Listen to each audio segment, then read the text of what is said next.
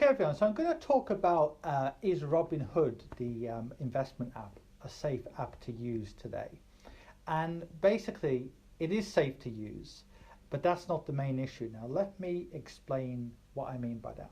Now, the first thing is, in the modern day, in 2019, shortly to be 2020, it's a misconception that most apps or investment platforms are not going to be safe. In other words, as I've said many times before, basically an investment app or an investment platform is like an umbrella where you can buy many different stocks and shares and also funds and so on.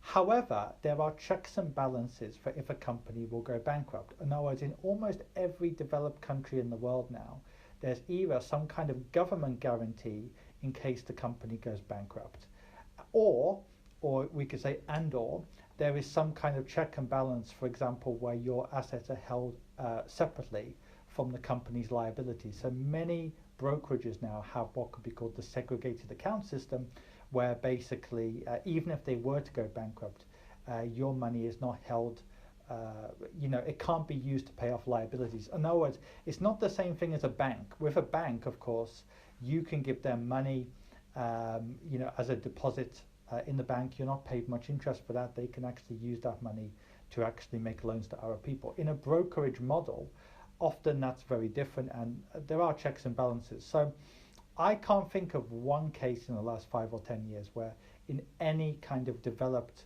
country in the world, whether it's in the UK, US, Canada, Germany, where it's an offshore jurisdiction which is well developed like Cayman or whatever, any of the top 10, 15, 20 financial centers in the world, I can't think of even one example where depositors have actually lost their money, unless it's something like a bank, like of course Lehman Brothers, for example, right? So I might be wrong about that. Of course, if I Googled now people losing their money in brokerages, maybe you could find 1 or 2 cases, but you get the point I'm making. The main thing to worry about is not if a brokerage is going to go out of business. The main thing to concern yourself with is this actually a good app? Is it a good investment? Now, the first thing I would say though is, it is in general used by people to DIY invest. And as I've made clear before, that isn't suitable for many people, because it's almost like if someone goes to the gym, and I've made this mistake many times, I've injured myself in the gym and I've learned I should probably need a personal trainer, right? Many people, even if they don't need a personal trainer, they get better returns with a personal trainer. Same when it comes to investing. Many people actually need that structured financial advice, especially young people. There's many people who are in their 20s, 30s. They don't know that much about finance, but sometimes they think they do because watching videos or whatever.